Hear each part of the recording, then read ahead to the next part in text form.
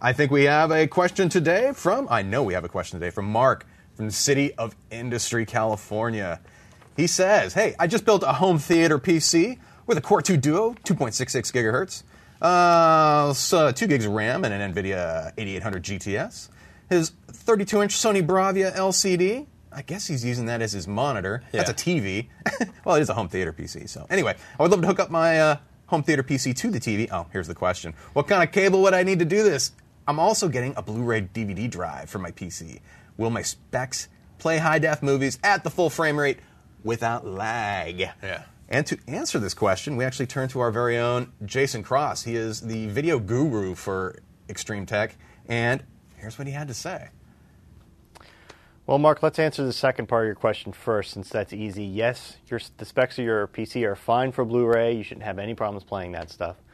For hooking your system up to a TV, well, that's going to depend a little bit on what connections you have. We looked up your TV, and it doesn't look like your TV has a DVI port on the back, but it does have HDMI ports, which is pretty much good enough. You can get a little dongle like this, which is a DVI to HDMI adapter. It may have even come with your video card, and then just use a regular old HDMI cable, plug it in like you would plug in any consumer electronics device. Or you can even get a cable that's just DVI on one end and HDMI on the other, and there you go. That's not going to pass audio into your TV, though, so the easiest way to get that into your TV is just to buy one of these cables that's like a headphone jack style 1/8 inch stereo plug on one side and RCA left and right on the other, and then you just plug it into the appropriate input on your TV.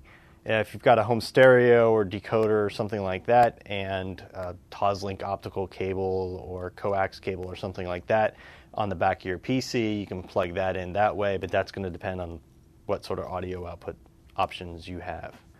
As a little sidebar to that, since you have an Nvidia graphics card, what you're going to want to do is go to Nvidia's website and hit the shop link and buy one of their pure video decoders. These don't typically come with the graphics cards when you buy them separately, and it's necessary to use the pure video decoder if you want to get the best quality from DVDs and Blu-ray and so on. There's several different levels. Mostly the difference is what level of Dolby Digital decoding they have. If you bought this PC already pre-built and it's a Media Center PC, usually those come with a pure video already installed. You can just check with your PC manufacturer. That's a good point about the pure video decoder. That's what really is one of the big differences I find between ATI and Nvidia graphics hardware. ATI usually includes the decoder hardware or the decoder software for their graphics cards right in the box or free download. But for Nvidia, you actually have to pay for it, which it's it's not a lot, but it's extra. So. Now, on my HP 42-inch plasma, I have HDMI and VGA. Mm-hmm.